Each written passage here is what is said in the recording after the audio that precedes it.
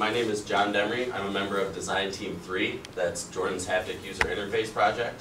With me today are my other group members, that'd be Osama and Nasser, Lyle Jackson, Kyle Pulis, and Mike Thompson.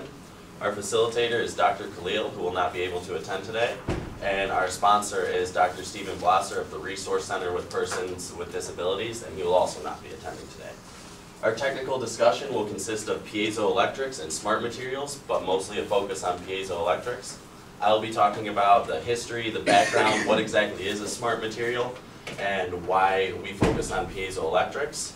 Osama and Nasser will be talking about the actual mathematical description of how these devices function. Lyle Jackson will be talking about piezoelectrics for high voltage power supplies and sensors. Then Kyle will take over talking about piezoelectrics as motors and frequency standards. Finally, Mike Thompson will wrap up with piezoelectrics as actuators and a summary of what we discussed today. So, smart material has been used rather loosely over the last couple of years, so it's tough to get an accurate description of it. Especially, you're coming out with all these materials like Under Armour that claim to keep you cool when it's hot out and vice versa, and they claim that's a smart material. That's not exactly what we're talking about today.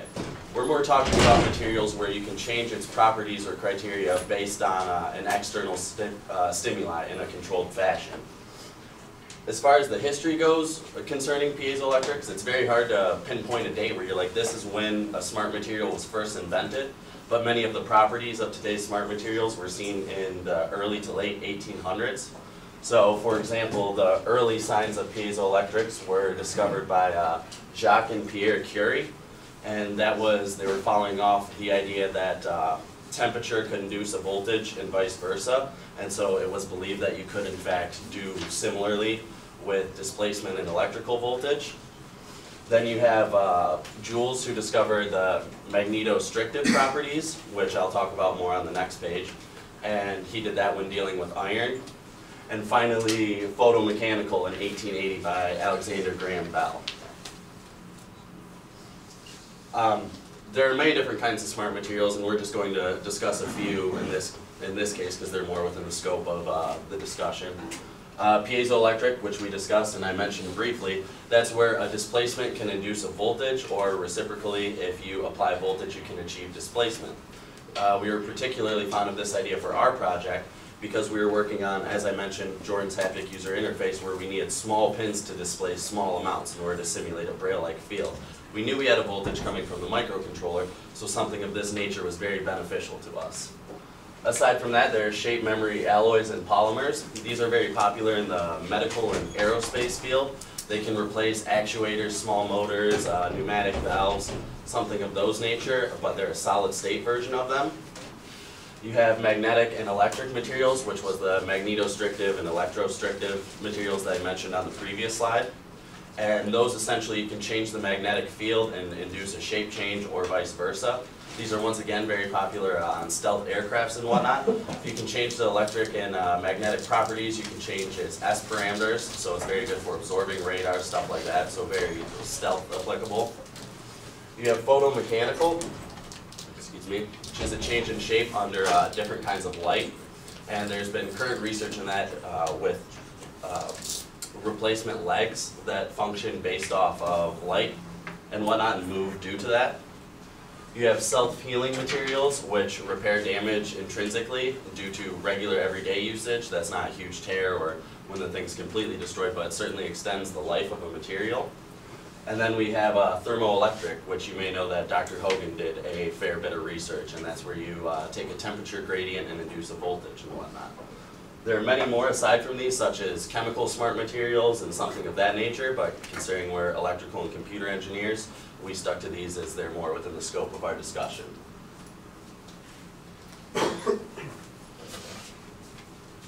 Hi, my name is Osama and Nasser. I'm going to talk a little bit about types of piezoelectric materials, as well as the math and the mechanism behind piezoelectrics. There are two general groups of piezos. One of them is natural occurring piezoelectrics. The other one is synthetic or man-made piezoelectrics. The natural ones are actually in more common materials than most people would think. For example, bones and tendons of humans have piezoelectric properties, which is very interesting because theoretically you can shrink a person just by electric field. I don't recommend it. Also, quartz is piezoelectric. Quartz is used in watches and digital oscillators. I believe Kyle is going to talk a little bit about that in his applications. As for synthetic piezoelectrics, the two most important ones are synthetic ceramics and lead-free piezoceramics. Piezoceramics in general are very important because we can shape them in any different shape or size to fit a particular application. Also, polymers are very interesting because they give you a huge displacement. However, they give you very little force. The structure of piezoelectrics is a crystal that has one metal ion in the middle, surrounded by a larger lattice of metal ions and also O2 ions. This configuration will give you a dipole, an electric dipole between the metal ion and the other ions in the crystal. The fabrication of piezoceramics happens around the Curie point, or a temperature of Curie point. And after it's fabricated, it's cooled down a little bit below the Curie point to keep its dielectric properties. However, these dipoles, when they're put in a big grid of crystals, they all point in random directions. So the net dipole moment of the entire ceramic is zero, or practically zero, so we can't use it. That's why piezoceramics go into the poling or polarization stage, which is covered in this slide. To polarize a piezoceramic, what you do is you apply a DC electric field all the way until you get maximum polarization. This is a hysteresis graph that crystals follow, kind of like ferromagnetics. If you took ECE 320, you might remember that this is how permanent magnets are made. You get a piece of metal, you apply a big magnetic field across it until you magnetize it. Same with piezoelectrics, you apply a big electric field until you get maximum polarization, then you slowly reduce the electric field, and when you get to zero electric field, you'll end up with permanent polarization. This graph right here displays a better idea of what how polarization happens. First, you start with random polarization moments. You apply a DC current field, and you line them all up. Then when you remove the field, they're still almost lined up. Some of them are a bit skewed, but you end up with a net polarization moment. Based on the structure of piezoelectrics, you can generate voltage, and you can also generate displacement. The way voltage is generated is when you have a dipole moment, when you have a dipole, electric dipole, you end up with a dipole moment of vector P that depends on the distance between the dipoles. The electric potential of the dipole is a function of P, so in turn it's a function of the distance between the dipole. When you compress or stretch the piezoceramic, what happens is that you change the distance between the two charges.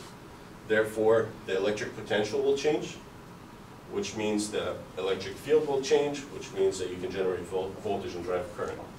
As for generating displacement, it's just the reverse. When you apply a voltage, the electric potential changes, which means P will change, which means the distance between the two charges will change, which means you can shrink or compress the piezoelectric. Hi, I'm Lyle Jackson, and I'm going to start off about the applications for piezoelectrics. As we covered earlier, we're going to talk about high voltage power sources, sensors, motors, a frequency standard, and how you can use them as actuators. Most of you have seen or used a piezoelectric for a high voltage power source. If you have a candle lighter or a gas stove at home, these igniters use a piezoelectric. What happens when you push the button to light it or click the trigger, it releases a spring-loaded hammer that strikes a quartz crystal with piezoelectric properties. And it creates enough voltage to break down the air across the gap, and when fuel is flowing through that gap, it ignites it.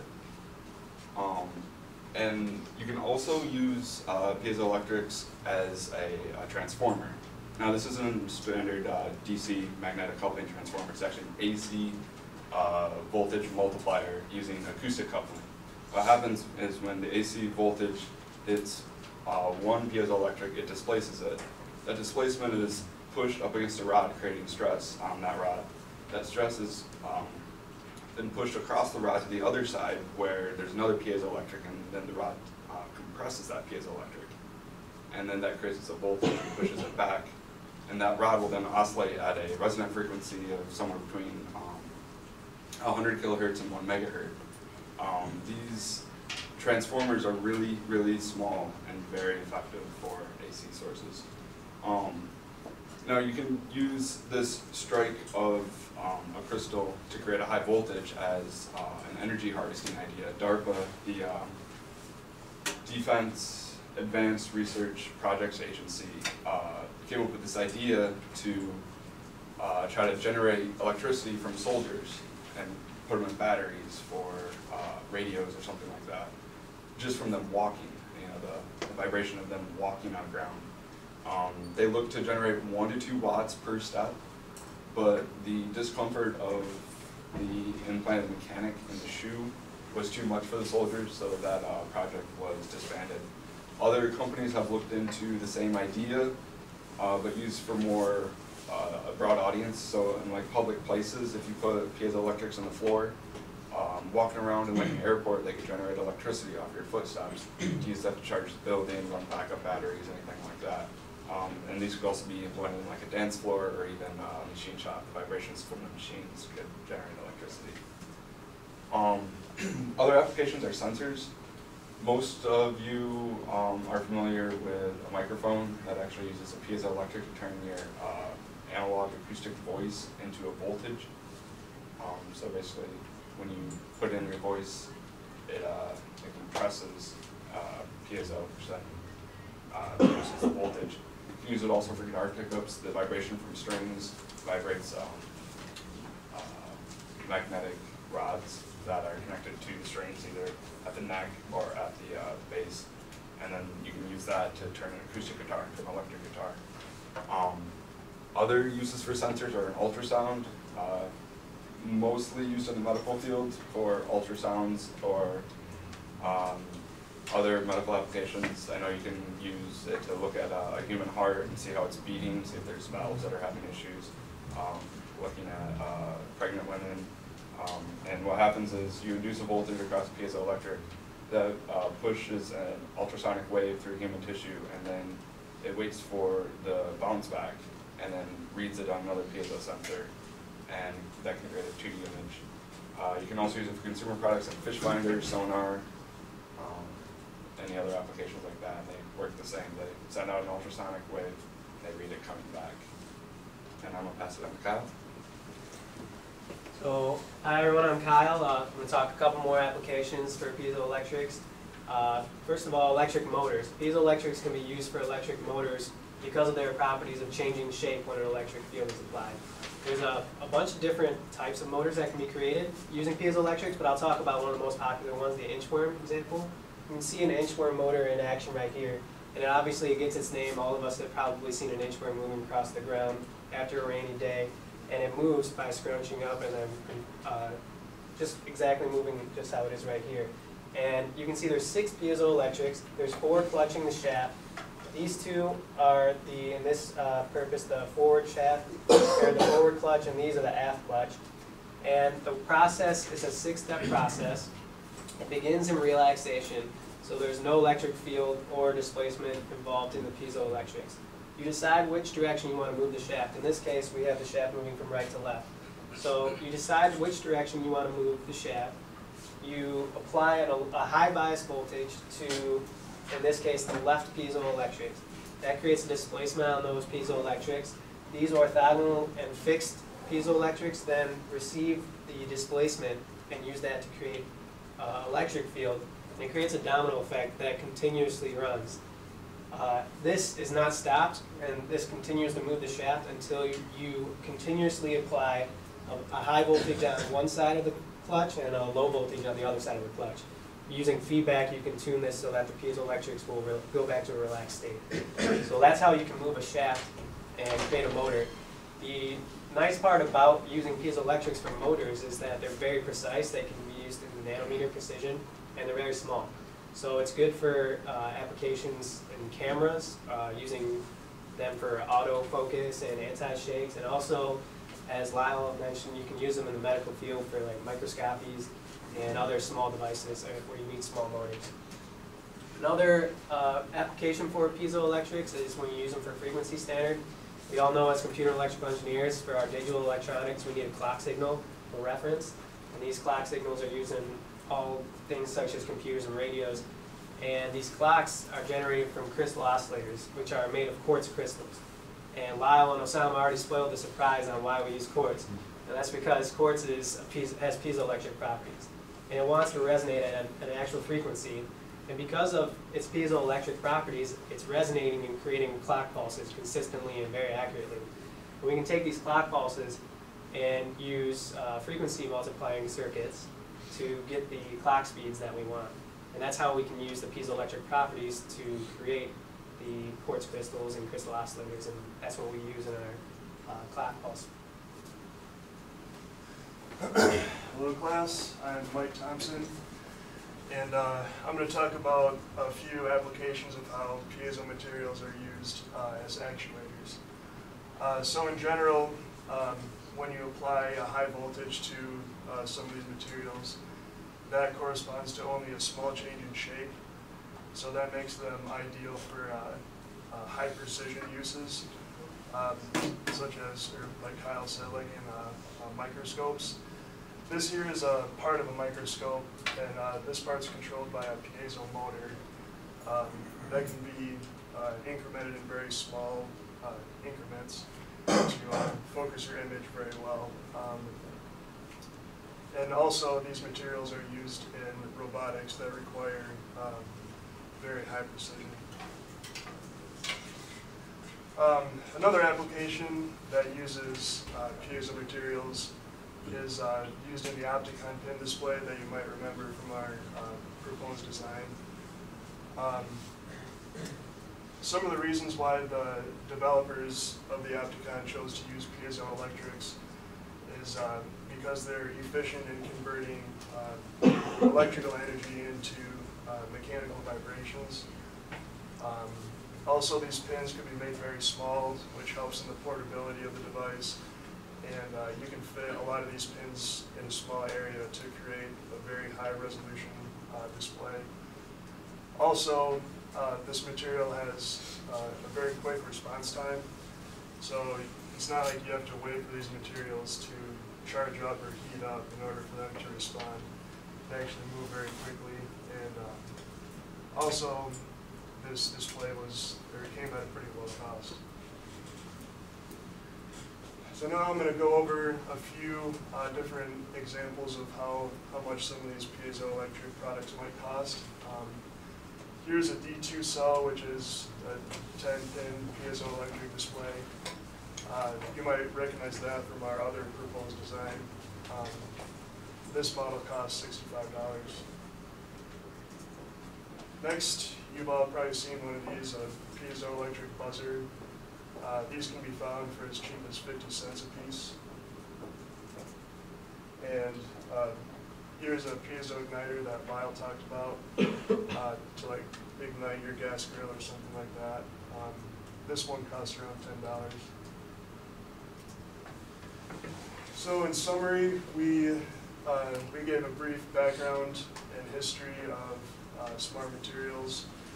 Talked about different types of piezoelectric materials. Talked about material properties and mathematical description of piezoelectric materials. We ran through several different uses and applications of these materials. And finally, we went over some examples of how much certain piezoelectric products cost. So, any questions?